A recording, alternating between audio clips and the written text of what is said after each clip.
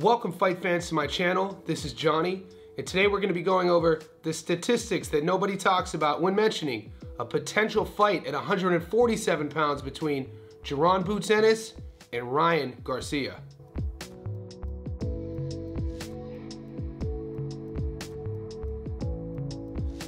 Guys, with the weekend a few days removed, with the shock and awe of Ryan Garcia's performance over Devin Haney already settling in, the matchmakers are going crazy online. The Monday morning quarterbacks all knew that Garcia was going to beat Haney somehow, even though nobody was saying it.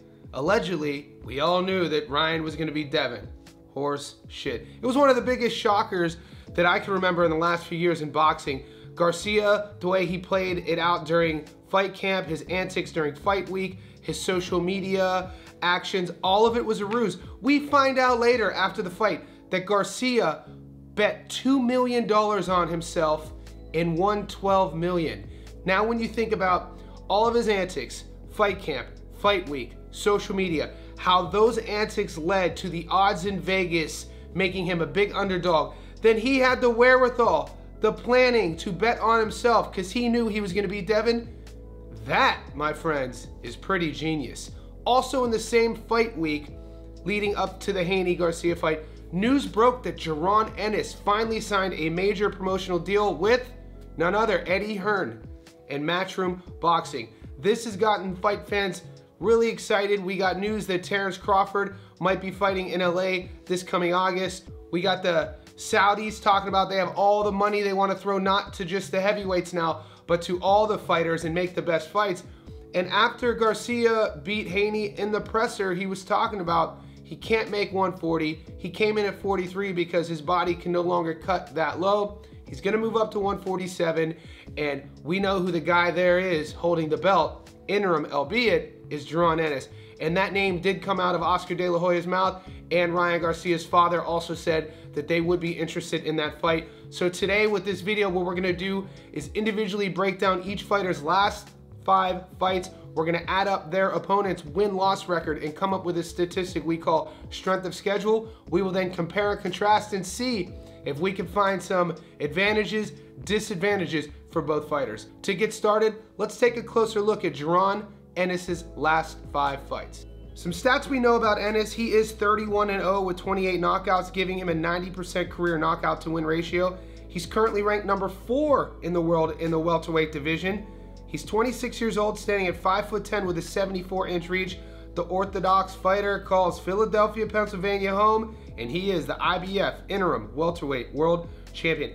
His last 5 fights, his last fight was last year against Villa, 26-1, knockout in the 10th. Chukachin, 21-1, UD in the 12th. Clayton, 19-0, knockout in the 2nd. Delorme, 25-5, knockout in the 1st. Lipnitz, 16-1, knockout in the 6th.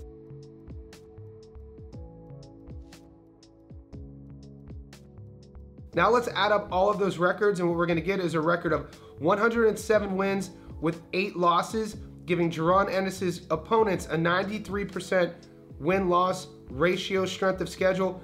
He's 5-0 over his last 5 with 4 knockouts. And we know what Jaron Ennis wants to do.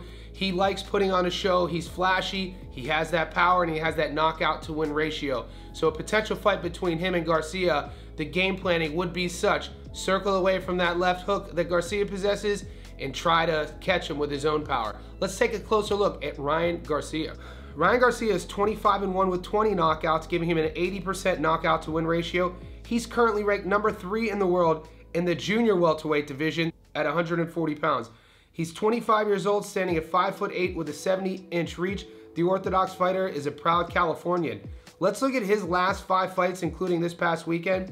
Devin Haney, 31-0, majority decision in the 12th. Duarte, 26-1, knockout in the 8th. Tank Davis, 28-0, knockout in the 7th, that was a loss. Fortuna, 37-3, knockout in the 6th. Tago, 32-1, UD in the 12th.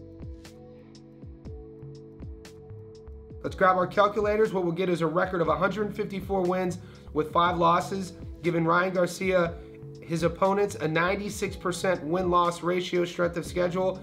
He is 4-1 over the last 5 with 4 knockouts.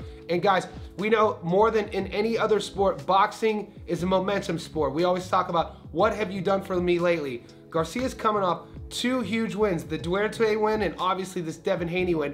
These are all happening before Ennis has even had another fight. He hasn't fought since last year against Villa. Ring rust is a thing, but for a kid like Ennis, who is only 26 years old, we probably should expect him at his highest level the next time we see him, whenever that may be.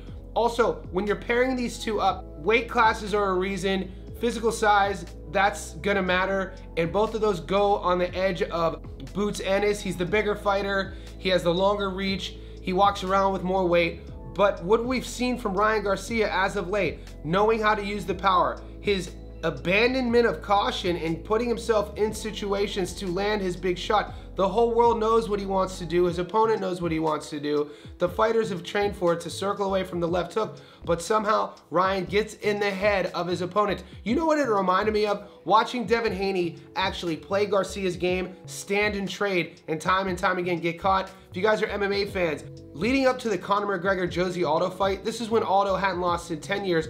McGregor was disrespecting him, talking all the trash on social media, talking all the trash in the fight presser, and leading up to the first round, within that first minute, that's when Conor caught him sliding back and caught him with a counter, using Aldo's aggression against him and knocking the legend out. This kind of reminded me of that, what Garcia did to Haney.